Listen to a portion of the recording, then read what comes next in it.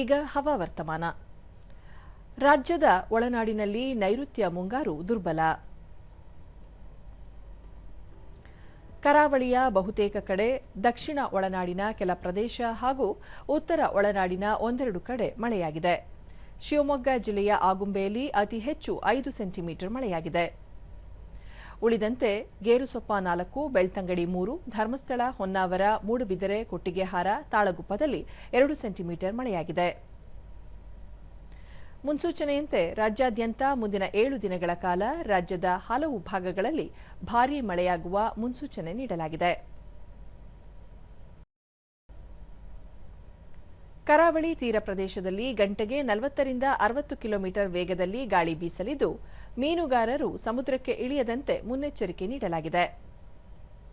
ಬೆಂಗಳೂರು ಸುತ್ತಮುತ್ತ ಸಾಮಾನ್ಯ ಮೋಡ ಕವಿದ ವಾತಾವರಣ, ಹಗುರ ಮಳೆ ಸಾಧ್ಯತೆ. ಗರಿಷ್ಠ 29, ಕನಿಷ್ಠ 21 ಡಿಗ್ರಿ ಸೆಲ್ಸಿಯಸ್ ತಾಪಮಾನ ದಾಖಲು ಸಂಭವ.